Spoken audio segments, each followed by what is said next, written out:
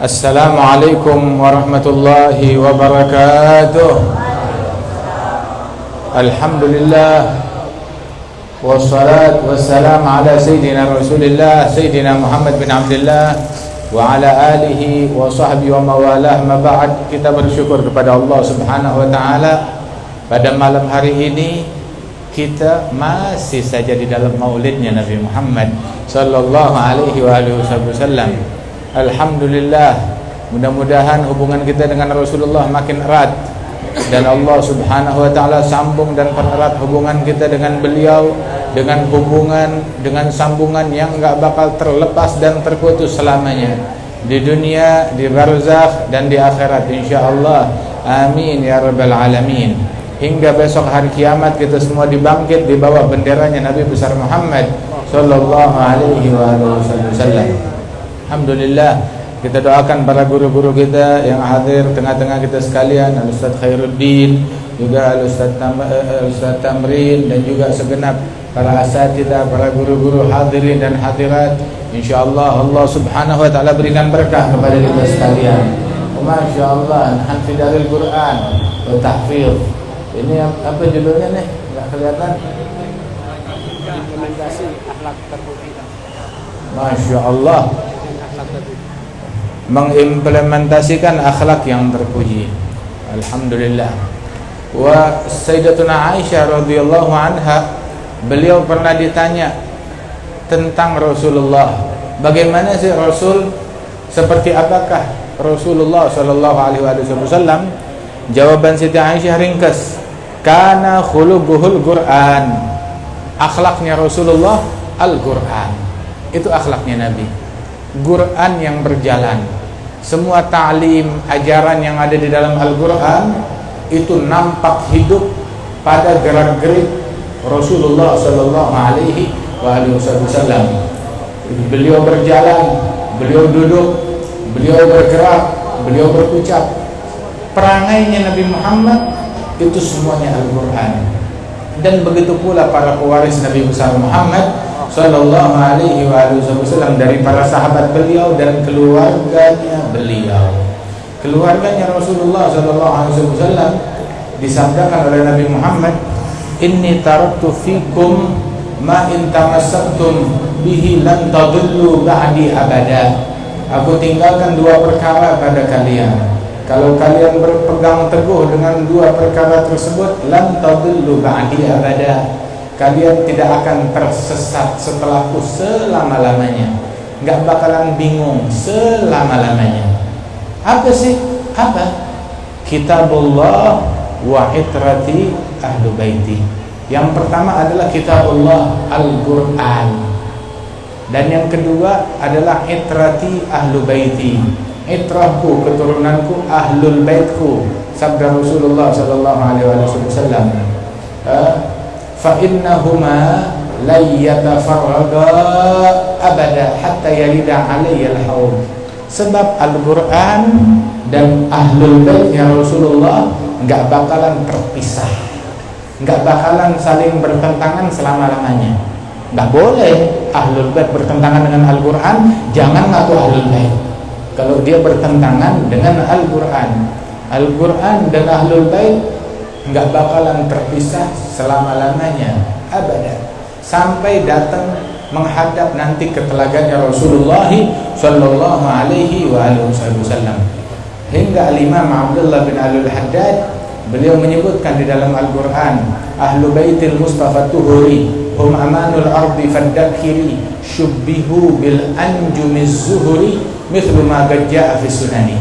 Ahlul baitnya Nabi Muhammad yang suci, mereka, keberadaan mereka adalah aman, keamanan di muka bumi. Sebagaimana di dalam hadis, Imamul Haddad sahibur ratib tidak ngomong begini asal ngomong, tetapi beliau ngomong dengan dalil.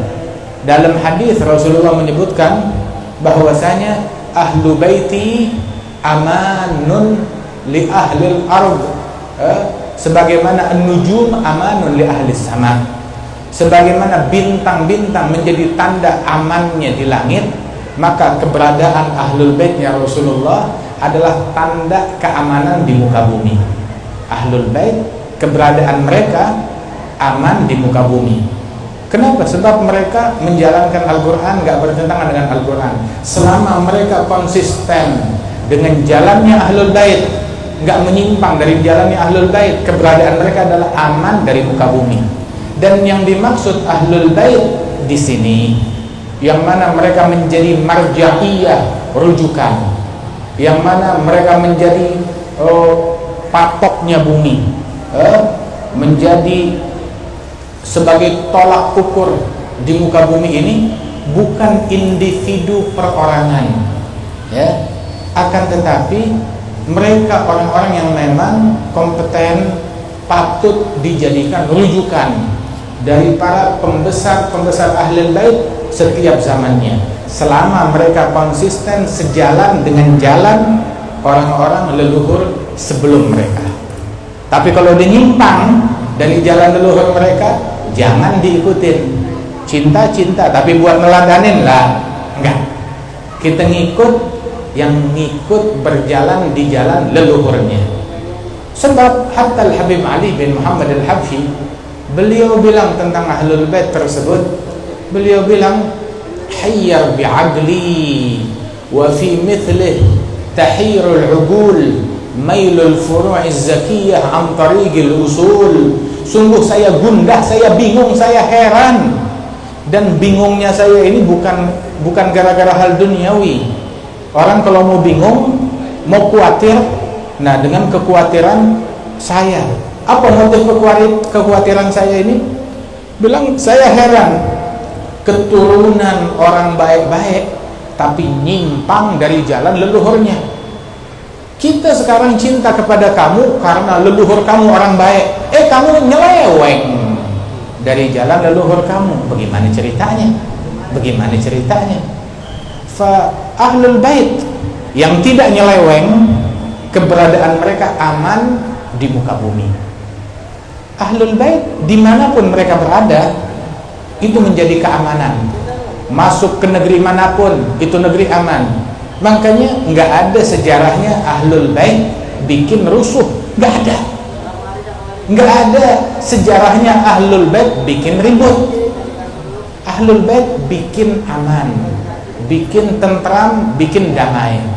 Nabi yang bilang, Ahlul Baiti amanun li ahlil ardh. Ahlul Bait itu adalah keamanan bagi penghuni bumi. Tapi kalau keberadaan mereka menjadi teror bagi penghuni bumi, yang salah bukan Nabi Muhammad, bukan hadisnya Nabi. Yang salah bukan Ahlul Bait dan metode mereka, tetapi yang salah oknum yang mengatasnamakan Ahlul Bait. Itu yang salah. Ahlul Baitnya nggak salah, tapi oknum yang menyimpang dari jalan leluhurnya. Emang Nabi Muhammad kalau dia berjalan ngikut di jalan leluhurnya cakep, bagus. Tapi kalau dia nyeleweng, jangan diikutin.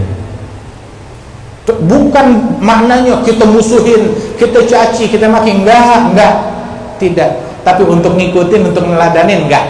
Kita ngikutin yang udah jalan tol aja.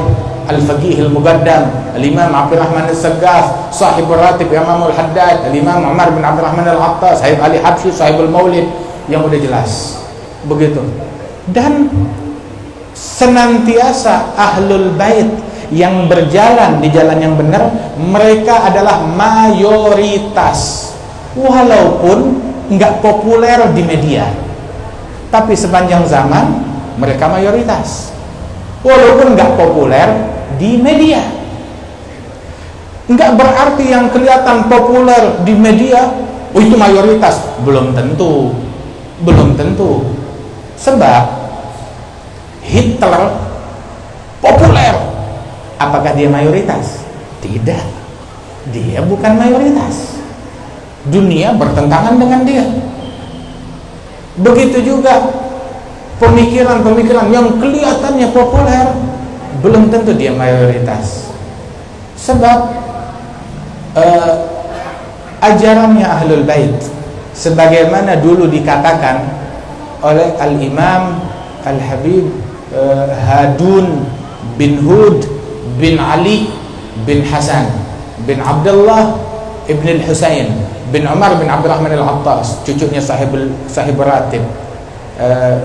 Hadun bin Hud bin Ali bin Hasan. Hadzal Habib Ali bin Hasan yang nulis kitab Al-Qirtas dan Atiyah Haniyah.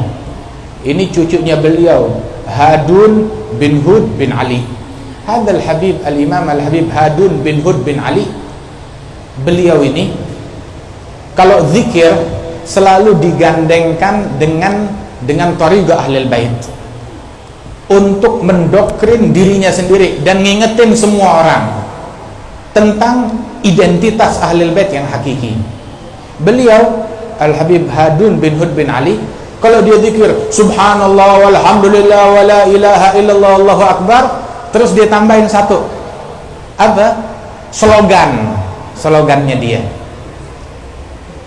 Apa slogannya dia? Ya, setiap orang kan punya slogan. Kalau slogannya apa namanya, NU Nahdlatul Ulama kan ada ya lal watan ya lal watan. Kalau slogannya Nahdlatul Watan, nah itu tadi itu, Rabbana anfa'na bima 'allamtana, masyaallah, Rabbi 'allimna alladhi yanfa'una. Persis kayak di Hadramut juga slogannya kayak begitu gitu.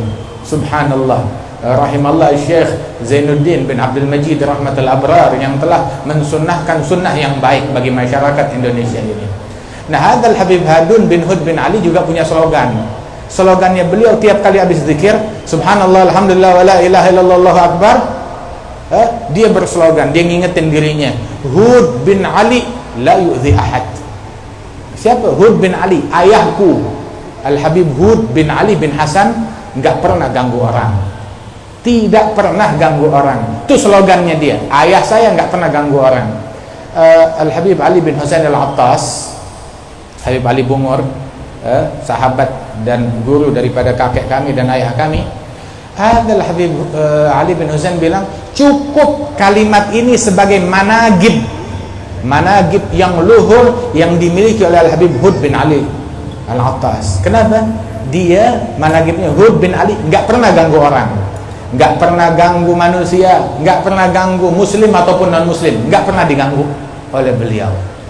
Ahlu baiti aman li ahlil ard, ahlul baitku keamanan bagi penghuni bumi, sabda Rasulullah sallallahu alaihi wasallam. Makanya kalau ahlul bait enggak bikin aman, berarti ahlul bait tersebut enggak jalan di jalan leluhurnya. Kalau dia jalan di jalan leluhurnya, harus bikin aman, kagak bikin ribut. Dan sampai disebutkan qaumun kiramus sajaya aynama nazalu yabgal makan ala atharihim atira. Mereka adalah kaum yang perangainya luhur, dimanapun mereka datang, kemanapun mereka pergi, itu tempat menjadi harum dengan akhlak mereka, menjadi aman, menjadi damai. Sebagaimana Nabi Muhammad waktu datang ke Madinah, konflik yang berkepanjangan antara suku Aus dan Khazraj, antara masyarakat dengan Yahudi satu sama lain. Tapi begitu Nabi Muhammad datang, damai, akur semuanya. Udah nggak ada lagi konflik antara suku, antara mereka satu sama lain, nggak ada lagi. Dan ajakan konflik di tengah-tengah masyarakat itu ajakan apa sumbernya dari Islam? Apa sumbernya itu ajaran Ahlul Bait? Bukan. Waktu terjadi, pernah ada syaitan tuh hasud kalau manusia akur. Jadi mereka susupkan cara biar orang pada ribut. Maka yang dilakukan oleh syaitan, membuat dua suku yang udah akur, Aus dan Khazraj, dibikin berantem, dibikin ribut. Hingga suku Aus bilang, ya ma'syaral Aus, ya ma'syaral Khazraj, begitu, ayo serbu, serang. Datang Nabi Muhammad, dan ketika Rasulullah sallallahu alaihi wasallam datang menenangkan kedua suku tersebut, dan Rasulullah mengingatkan mereka untuk meninggalkan dakwah al-jahiliyah, slogan jahiliyah, slogan ngajak orang perang, ngajak muslim sama muslim berantem, ngajak muslim sama muslim ribut, bangkit, lawan. Slogan-slogan tersebut itu adalah slogan jahiliyah bukan slogan Islam, bukan slogan Ahlul Bait, bukan slogan Nabi Muhammad sallallahu alaihi wasallam, bahkan bukan slogan Islam. Ada slogan jahiliyah. Slogannya Nabi Muhammad, afshu salam, sebarkan salam. Slogannya Nabi Muhammad, at'imut ta'am, kasih makan semua orang. Silul arham, sambung silaturahmi. Sallu bil laili wan nasu niyam, salat malam ketika manusia lagi tidur. Itu slogannya Rasulullah sallallahu alaihi wasallam. Akhlaknya Nabi Muhammad sallallahu alaihi wasallam bukan cuma sekedar konsep, tetapi harus kita implementasikan, kita praktekkan. Sebab akhlaknya Nabi adalah Al-Quran, dan setiap orang yang punya kedekatan dengan Nabi Muhammad harus mengimplementasikan akhlak Al-Quran tersebut. Al-Imam Abdullah bin Husain bin Tahir, gurunya Mufti Betawi, dan kakak beliau Tahir bin Husain bin Tahir, itu pernah satu ulama, satu orang lagi duduk, tahu-tahu ngelihat dua imam besar ini, Abdullah bin Husain bin Tahir dan Tahir bin Husain bin Tahir.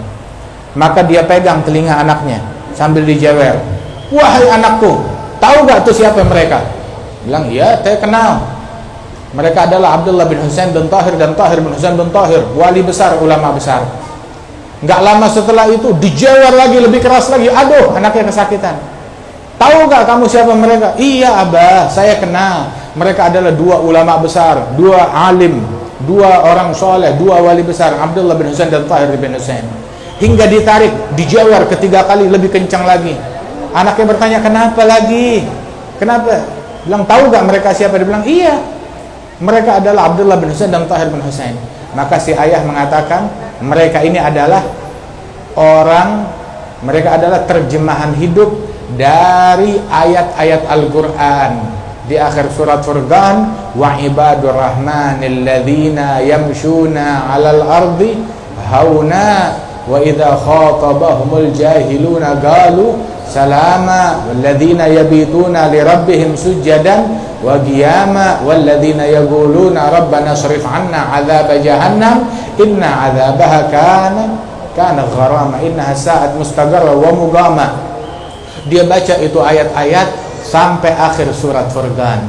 Hamba-hamba Rahman, Masya Allah, hamba-hambanya Allah radhiyallahu anhum ajma'in. Mereka ini terjemahan hidup dari Al-Quran, bagaikan Al-Quran yang berjalan, mencerminkan akhlaknya Al-Quran. Itu ada 14 sifat, 14 akhlak di dalam akhir surat Furqan tersebut. Ayo kita cari hakikatnya, kita implementasikan akhlak tersebut dan perangai tersebut. Hingga para ahlul bait, yang mana mereka nggak terpisahkan dengan Al-Quran ini, Imam Al-Haddad bilang, "Fahumul qaumul ladzina hudu wa bi fadlillahi qad su'idu wa li ghairillahi ma qasadu wa ma'al Qur'an fi garani." Mereka adalah para kaum yang telah mendapatkan hidayah dari Allah Subhanahu wa taala, yang mana mereka nggak punya tujuan kepada selain Allah. Tujuannya bukan buat dicoblos, tujuan mereka bukan buat menang pemilu atau pilkada, tujuan mereka bukan buat menangin partai, tujuannya mereka bukan dunia, bukan harta, bukan tahta. Bahkan tahta mengemis untuk mereka pungut, kagak mereka toleh, kagak mereka pungut. Al-Imam Al-Husain Ibn Syekh Abu Bakar bin Salim disodorkan oleh Sultan, "Ini jabatan saya, ambil buat kamu atau anakmu atau muridmu." Dia bilang, "Lau kanatil imarah taslu lil hamir la nardaha li hamirina." Kalau jabatan bisa dipikul oleh keledai, saya enggak rela itu jabatan kepresidenan dipikul oleh keledai saya. Kenapa? Kemuliaan bukan di situ. Kita enggak mau bersaing, enggak mau menyaingi seseorang di dalam tahtanya dia. Jangan khawatir. Kita enggak mau nyaingin seseorang di dalam hartanya dia, tahtanya dia, kedudukan dia, kerajaannya dia. Kagak. Kamu tetap dengan tahtamu, kamu tetap dengan kedudukanmu, yang penting takwalah kepada Allah Subhanahu wa taala. Itu doang. Sehingga ketika para leluhur Ahlul Bait, Wali Songo yang merupakan keturunan Al-Imam Abdul Malik bin Alwi Amal Faqih bin Muhammad Sahibul Warbat, bin Ali Khala Agasam bin Alwi bin Muhammad Maula Som'a bin Alwi bin Ubaidillah bin Ahmad Al-Muhajir bin Isa bin Muhammad Al-Nagib bin Ali Al-Uraidi bin Ja'far Sadiq bin Muhammad Al-Bagir bin Ali Zainal Abidin ibn Al-Husain bin Ali bin Abi Talib wa ibn Fatimah Az-Zahra binti Nabi Muhammad sallallahu alaihi wasallam. Ini nasabnya Wali Songo. Ketika Wali Songo datang ke bumi Nusantara ini, nggak punya motif, nggak punya kepentingan, nggak punya agenda politik. Omongan mereka didengar oleh rakyat jelata ataupun pejabat yang perkasa. Walaupun beda agama, dengar kepada nasihat mereka. Hatta pejabat yang bela agama minta nasihat, yang beda agama minta nasihat kepada mereka, dengar kepada petunjuk mereka. Sebab tahu ini orang nggak punya motif. Dia datang, dia berucap bukan buat merebut kekuasaan kita, bukan untuk bersaing, berkompetisi di dalam kekuasaan, dalam kursi, dalam harta, enggak. Sehingga semua orang percaya sama nasihatnya, menghormati mereka. Subhanallah, radhiyallahu anhum ajma'in. Mereka orang-orang mulia. Li ghairillah ma qasadu, enggak punya tujuan kepada selain Allah. Imam Al-Haddad sampai menyebutkan sifat mereka, orang-orang yang sejalan dengan Al-Quran ini, mereka adalah min fityatin ma lahum hammun wala syughlun wala iltifatun wala mailun ilal fani. Mereka adalah manusia-manusia luhur yang tidak punya obsesi dan tidak punya kesibukan dan tidak menoleh, bahkan tidak melirik atau kecenderungan kepada hal-hal yang fana.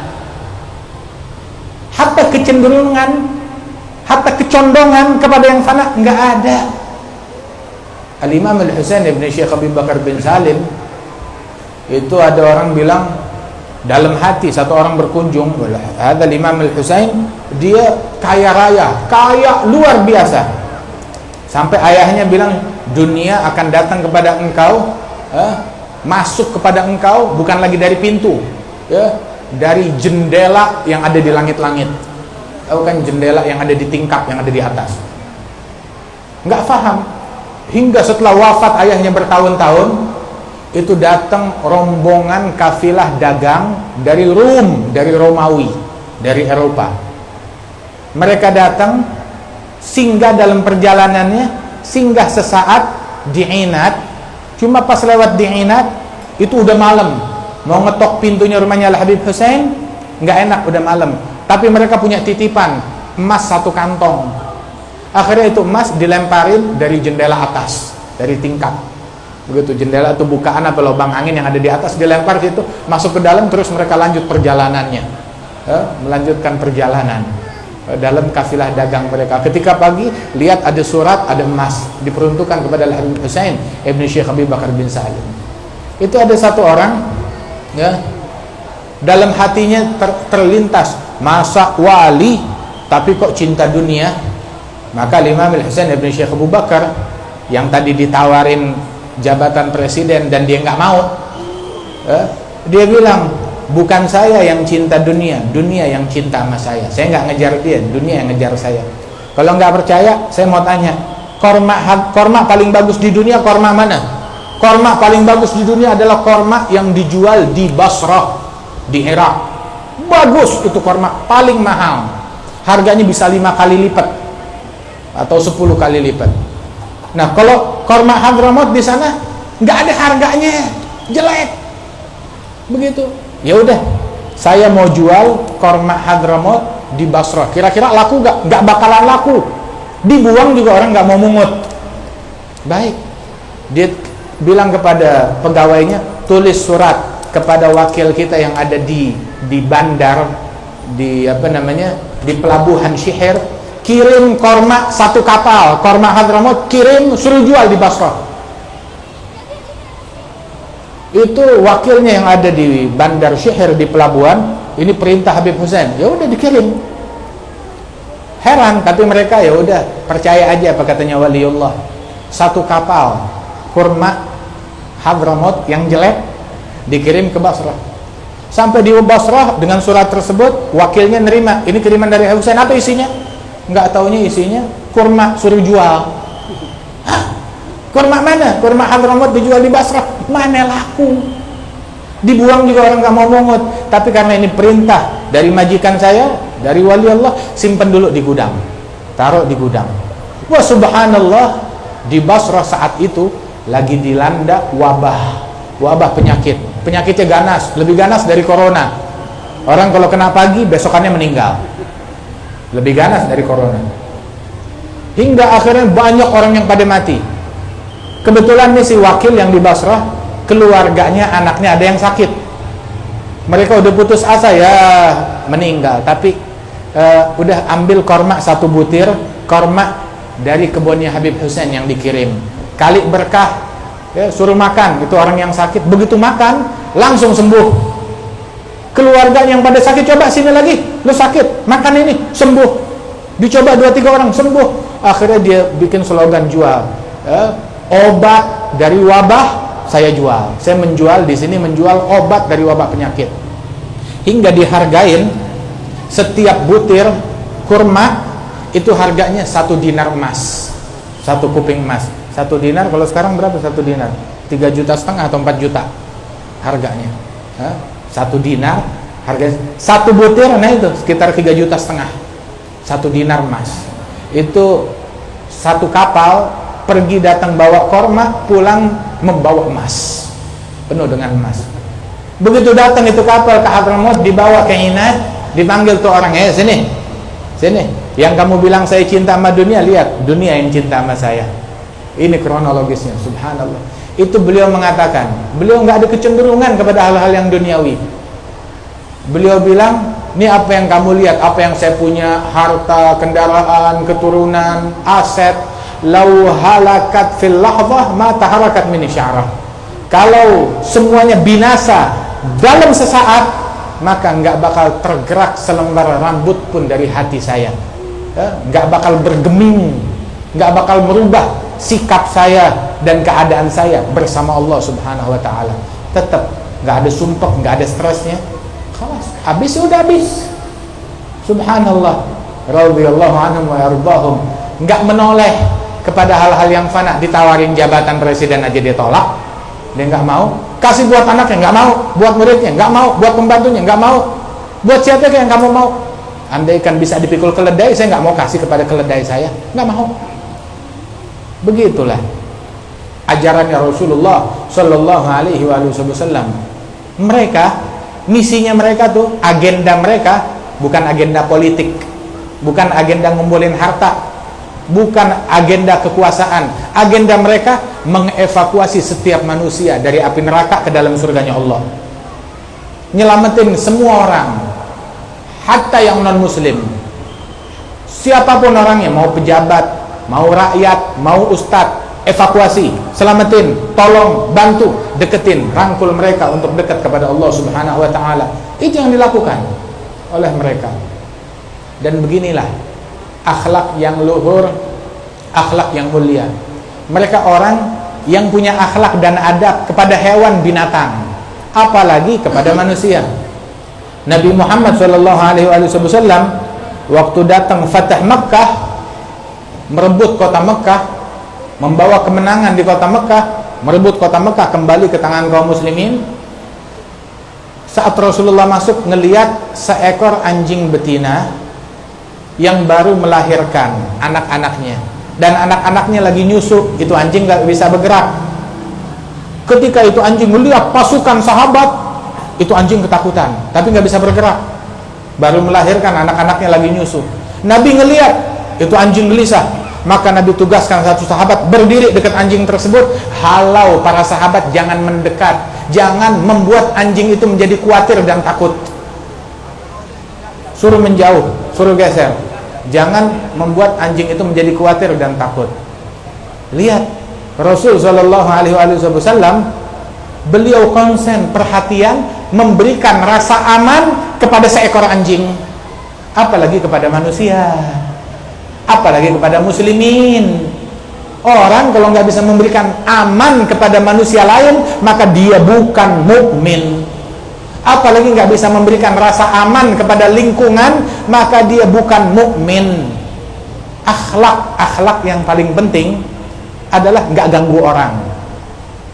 Kalau kita nggak bisa ngasih manfaat kepada orang, jangan ganggu orang lain. Kita nggak bisa memberikan manfaat, paling tidak berikan rasa aman. Jangan gangguin orang, bikin orang merasa aman terhadap harta mereka, terhadap kehormatan mereka. Jangan bikin orang jadi gelisah dan ketakutan, menteror orang lain. Rasulullah SAW bilang, al-mu'min man aminahun nas. Mukmin sejati yang membuat manusia lain merasa aman terhadap aset mereka dan terhadap kehormatan mereka. Rasulullah bilang, wallahi la yu'min, wallahi la yu'min, wallahi la yu'min. Demi Allah, tidak beriman, tidak beriman, tidak beriman. Siapa yang kagak beriman? Ditanya oleh sahabat, siapa yang tidak beriman? Sampai Nabi sumpah 3 kali diulang, tidak beriman, sumpah nggak beriman. Siapa yang nggak beriman? Man la yu'min jaruhu bawaigah, yang tidak membuat tetangganya merasa aman terhadap gangguannya dia. Yang ganggu tetangganya itu tidak beriman.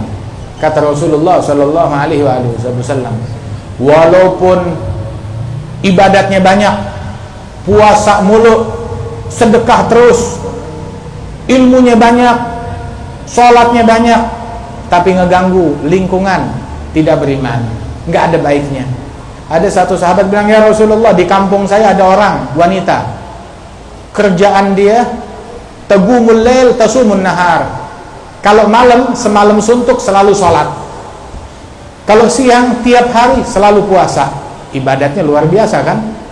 Ibadatnya luar biasa, sholatnya, puasanya, ibadatnya. Tapi ya Rasulullah, satu orang ini kanat tu'dhi jaraha bilisaniha, dia mengganggu lingkungannya dengan mulutnya, mengganggu kawasannya dengan lingkungan, dengan mulutnya. Ngatain orang, mencaci orang, adu domba orang, provokasi orang, bikin orang musuhan, bikin orang ribut, bikin orang berantem, bikin orang mendengki, bikin orang membenci, bikin kacau dah dengan mulutnya. Maka Nabi bilang, la khaira fiha hiya finnar. Tidak ada baiknya orang itu, nggak ada baiknya, kata Rasulullah, dia di neraka. Kalau Nabi bilang nggak ada baiknya, ente masih bilang ada baiknya, masih mau diikutin, masih mau diteladani. Nabi bilang la khaira fiha, nggak ada baiknya orang tersebut. Akhlak yang terpenting, ya, kita praktekkan, bukan cuma sekedar konsep akhlak tersebut, tetapi kita praktekkan. Akhlak tuh langkah pertama menuju akhlak. Langkah pertama menuju akhlak. Kalau udah gagal di langkah pertama, langkah yang berikutnya lebih gagal lagi. Langkah pertama menuju akhlakul karimah adalah nggak komplain dengan perangainya orang lain. Kalau dia udah komplain dengan cacian orang, dengan perangainya orang, dengan provokasinya orang, nah, wah ini nggak punya akhlak, ini bejat, ini hobinya komplain dengan perangainya orang. Nah itu dia udah gagal. Ciri akhlak yang luhur, nggak komplain dengan perangainya orang lain, justru ambil hikmah dari perangainya orang. Ada satu orang akhlaknya bagus, dari mana kamu belajar akhlak ini? Maka beliau bilang, ra'aitu jahla jahil faistanabtuh. Saya ngelihat kelakuan bodoh yang dilakukan oleh orang-orang yang nggak punya akhlak, maka saya ambil pelajaran dengan meninggalkan perbuatan yang tidak bermoral itu. Saya ngelihat kejahatan orang, saya tinggalin untuk kejahatan. Saya ngelihat kelakuan yang buruk yang dilakukan oleh orang, maka saya tinggalkan hal-hal tersebut. Ya, mudah-mudahan Allah Ta'ala tambahkan akhlak kita, Allah Ta'ala perbagus akhlak kita, menjadikan kita bisa meneladani Nabi Muhammad sallallahu alaihi wasallam. Amin ya rabbal alamin. Insyaallah Allah Ta'ala berikan keberkahan kepada kita sekalian, tempat ini makin berkah, makin makmur, para guru-guru kita senantiasa dijaga oleh Allah Subhanahu wa Ta'ala. نسأل الله سبحانه وتعالى يبارك هذه المنازل وهذه الديار، يحرسها من شر طوارق الليل والنهار، يحفظنا وإياكم من جميع الأذيات والبليات والعاهات والآفات، ويجعلنا من خيار البريات بحق سيد السادات من هو صاحب المولد، من هو آباؤنا وشيوخنا. الله يدخل نياتنا في نياتهم وأعمالنا في أعمال مقاصدهم، ويكون نية صالحة وإلى حضرة النبي محمد صلى الله عليه وآله وسلم بسر الفاتحة.